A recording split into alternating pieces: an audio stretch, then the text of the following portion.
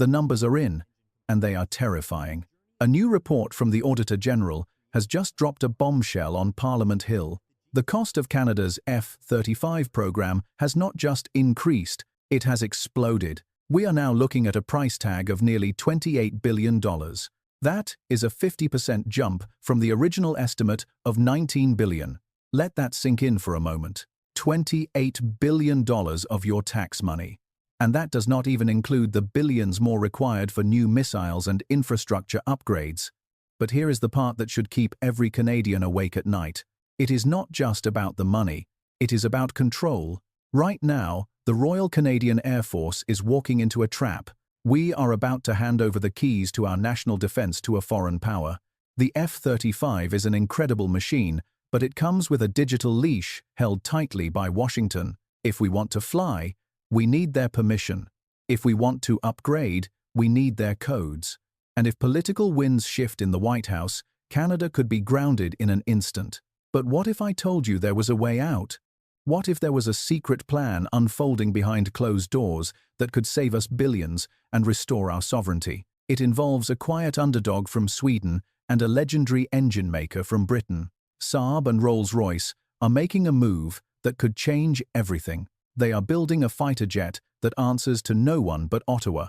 This is the story of the sovereign strike.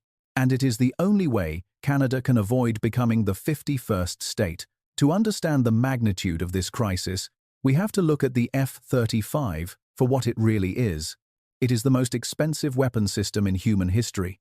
For the United States, it is a marvel of engineering. But for Canada, it is a financial black hole. The sticker price of the jet is just the entry fee. The real pain comes from the operational costs. Flying the F-35 costs roughly $42,000 per hour. That is more than the average Canadian earns in an entire year, burned up in 60 minutes of flight. Compare that to the Swedish Gripen E. Its flight cost is estimated between $4,000 and $7,000 per hour. That is 1/7 of the cost. Over the 40-year lifespan of a fleet, that difference adds up to tens of billions of dollars, money that could be spent on healthcare, housing, or infrastructure. Instead, we are preparing to send it south of the border to Lockheed Martin, but the cost is only half the problem. The other half is geopolitical. We are living in a world where alliances are fracturing. The United States is becoming increasingly unpredictable. Donald Trump has already threatened Canada with tariffs and questioned the value of NATO. He has called our leaders weak and our trade practices unfair. In this climate, does it make sense to rely 100% on American military technology? Imagine a scenario where Canada needs to deploy its air force to the Arctic to protect our sovereignty. But Washington disagrees with the mission. With the F-35, they could theoretically delay software updates or withhold critical parts. Our jets would be nothing more than expensive paperweights. This is not science fiction. It is the reality of the International Traffic in Arms Regulations, or ITAR.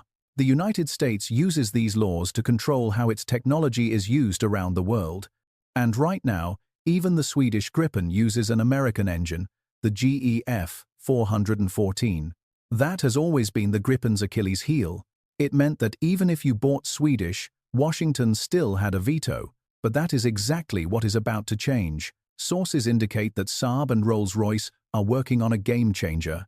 They are looking to integrate a new engine into the Gripen E, an engine based on the Eurofighter Typhoon's EJ-200 technology. This would be a completely European power plant. No American parts, no American export licenses, no American veto. If this project succeeds, the Gripen E will become the only advanced Western fighter jet that is completely immune to US control. For a country like Canada, this is the holy grail of defense procurement. It means we could fly where we want, when we want, without asking for permission. It means true independence. But let's talk about the plane itself.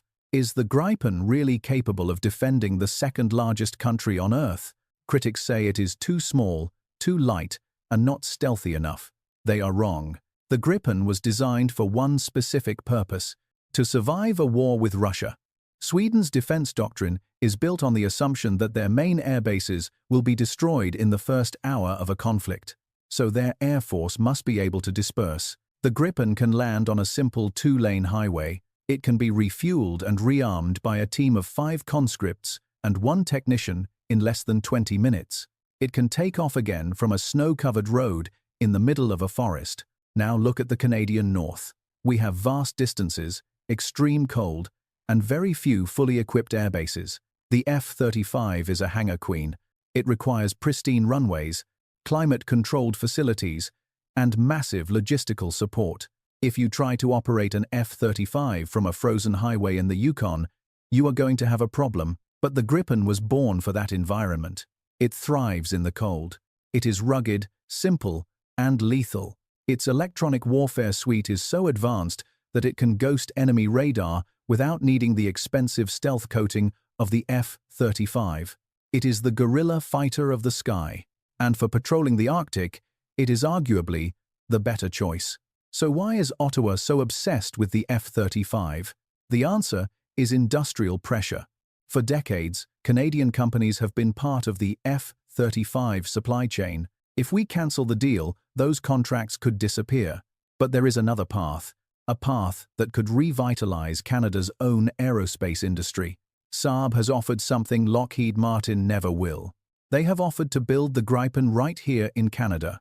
They are proposing a partnership with Bombardier and other local firms. Imagine a factory in Montreal or Mississauga assembling fighter jets for the Royal Canadian Air Force. This would create thousands of high-tech jobs, not just manufacturing parts for an American plane, but building an entire aircraft from start to finish. This is about intellectual property. It is about regaining the skills to design and build our own defense systems. We used to be a leader in this field. The Avro Arrow was decades ahead of its time, but we cancelled it, and our best engineers went to NASA. Now we have a chance to reverse that brain drain. We have a chance to become a producer of security, not just a consumer, and we would not be alone. Ukraine is desperate for modern fighter jets. They have looked at the Gripen, and they love it. It fits their need for dispersed operations perfectly. If Canada sets up a production line, we could become the supplier for Ukraine and other allies who want a non-American option. We could become the arsenal of democracy for the nations that cannot afford the F-35. This is a massive economic opportunity, but the political pressure to stick with the F-35 is immense. The generals want the shiniest toy. The politicians fear angering Washington, and the lobbyists are working overtime. However, there is a compromise that is gaining traction among serious strategists. It is called the mixed fleet solution. We do not have to choose 0 or 100. We can have both.